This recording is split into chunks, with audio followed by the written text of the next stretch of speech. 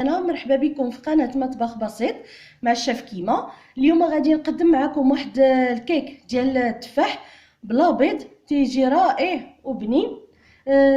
تنحتاجوه بحال هكا في الكوتي، ودابا شهر رمضان تحتاجوا بحال هادشي في السحور. كنتمنى انكم تتابعوا معايا الفيديو، وهذا ندوزو لطريقه التحضير والمقادير. غنبداو بسم الله على بركه الله. غادي نحتاج كاس ديال سنيده بالكاس ديال العنبه العبار ديالها، حيتاش قبل من كل شيء غادي نوريكم. غادي ندير انا هاد المول اللي تيكون هكا كبير، اللي تيتحل هكا من التحت. نتوما لكم الاختيار، ديروا اي مول تيعجبكم يمكن لكم ديروا. غنحتاج واحد كاس ديال سنيده هكا بعبار ديال العنبه. الا عندكم مونينكس كان احسن، عندكم هاشوار بحال. غندير كاس ديال البرتقال، يا ديروا الليمون يا ديروا كاس ديال الحليب، اولا ديروا كاس ديال دانون. بسم الله. وغندير كاس ديال الزيت على هذا القياس هذا. كلشي غادي نخلطو. غندير هذا قشره ديال البرتقال، وغندير قشره عفوا قبيصه ديال الملحه.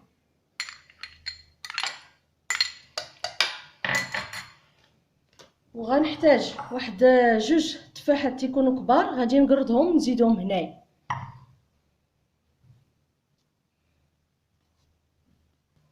صافي. دابا بعد ما قرضت التفاح غادي نزيدو هنايا وغنطحنهم مزيان ونرجع معكم. صافي. دابا بعد ما دخلت ليا الخليط مزيان، الا بقى فيه شي طريفات ماشي مشكل، ما عادي تيولي على هذا الشكل هكا. عفوا.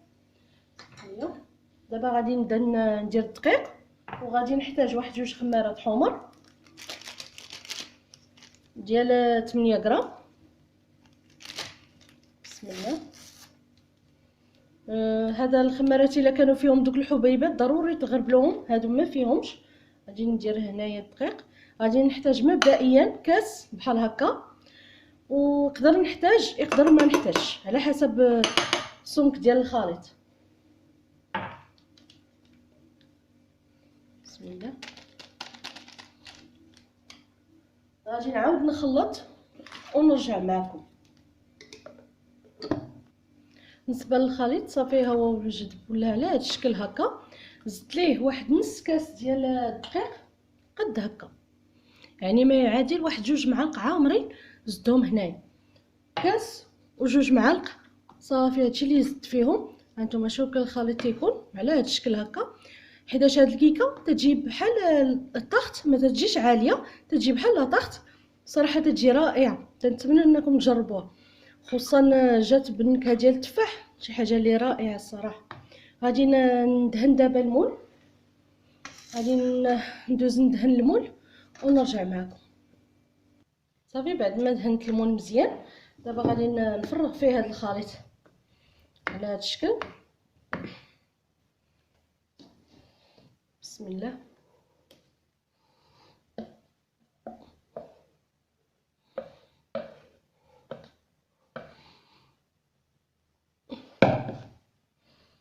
ودابا غادي ندوز نقشر التفاح باش نستفوه هنايا، اولا ممكن ما تقشروش، نتوما لكم الاختيار.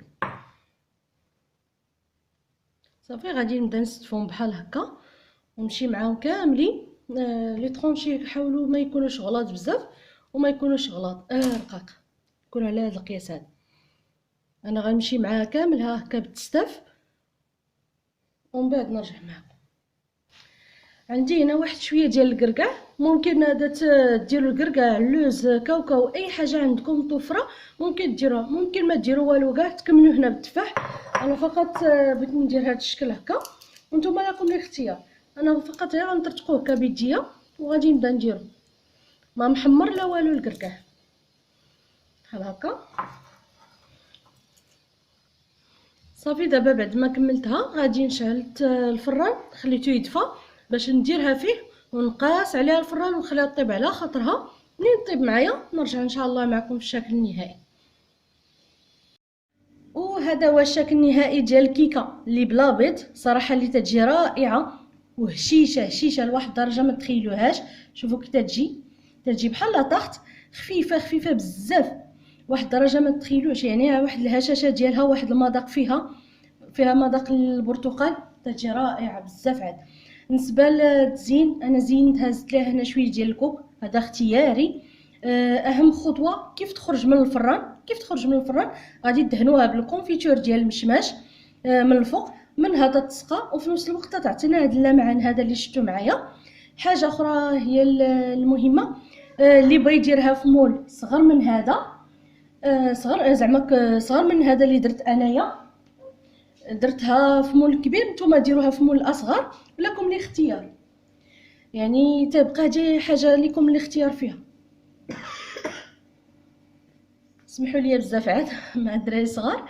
على العموم صافي، كما شفتوا معايا، كما قلت لكم هشيشه، تنتمنى انكم تجربوها. صراحه الا جربتوها غتستغناو على الكيكه اللي موالفين تنديرو.